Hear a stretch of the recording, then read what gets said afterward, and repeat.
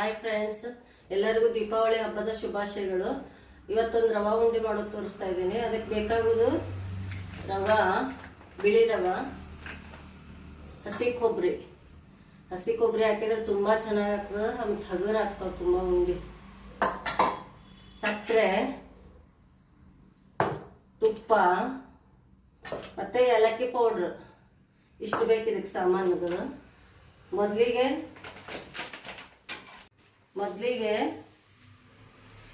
3 ಬಟ್ಲು ರವೆ ಹಾಕೋತಾ ಇದ್ದೀನಿ ನಾನು.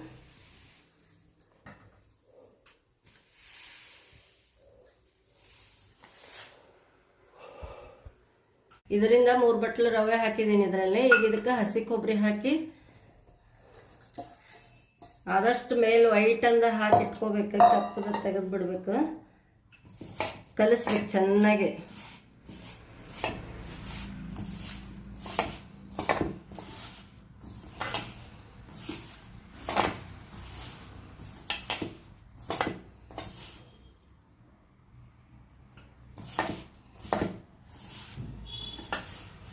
ಚೆನ್ನಾಗಿ ಇದನ್ನು ಕಲಸಿ ಈಗ 1 ಅವರ್ ಇದನ್ನು ಹಾಗೆ ಬಿಟ್ಬಿಡ್ಬೇಕು.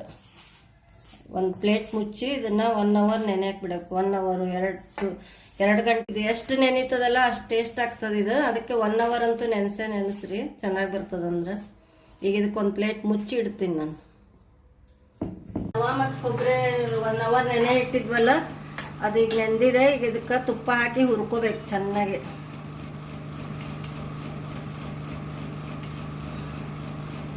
ತುಪ್ಪ ಹಾಕಬೇಕು ಅಂದರೆ ಚೆನ್ನಾಗಿ ಆಗ್ತದೆ. ತುಪ್ಪ ಹಾಕಿ ಈಗ ಹುರ್ಕೊಳ್ಳೋದು. ಈಗ ತುಂಬ ತುಪ್ಪ ಅಲ್ಲ, ಒಂದು 3 ಸ್ಪೂನ್. ಕ್ವಾಂಟಿಟಿ ಎಷ್ಟಿರ್ತದೆ ಅದ್ರ ಮೇಲೆ ಒಂದು 2 ಸ್ಪೂನು 3 ಸ್ಪೂನ್. ಇದು ರವಾ ಮತ್ತು ಕೊಬ್ಬರಿ ಹಾಕಿ ನೆನೆಲಕ್ಕೆ ಇಟ್ಟಿದ್ನಲ್ಲ 1 ಅವರ್, ಅದಕ್ಕೆ ಈಗ ತುಪ್ಪ ಹಾಕಿದ್ದೀನಿ. 4 ಸ್ಪೂನು ತುಪ್ಪ ಹಾಕಿ ಈಗ ಚೆನ್ನಾಗಿ ಹುರ್ಕೋತಾ ಇದ್ದೀನಿ. ಈಗ ಚೆನ್ನಾಗಿ ಹುರ್ಕೊಳ್ಳೋದ್ರಿಂದ ತುಂಬ ಹಗರಾಗ್ತಾವೆ ಉಂಡೆಗಳು, ತುಂಬ ಟೇಸ್ಟ್ ಆಗ್ತವೆ. ಈಗ ಅದಕ್ಕೆ ಇದನ್ನು ಚೆನ್ನಾಗಿ ಹುರ್ಕೋಬೇಕು. ಸ್ವಲ್ಪ ಹೊತ್ತು ಹುರಿದು ಆಮೇಲೆ ಪಾಕ ಮಾಡ್ಕೊಳ್ಳೋದು.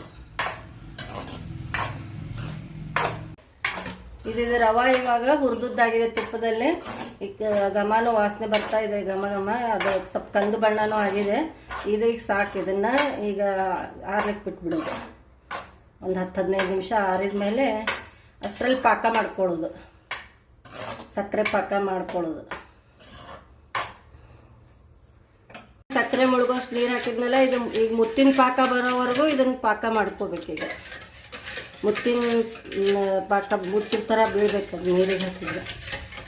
ಈಗ ಇದನ್ನು ಹಂಗೆ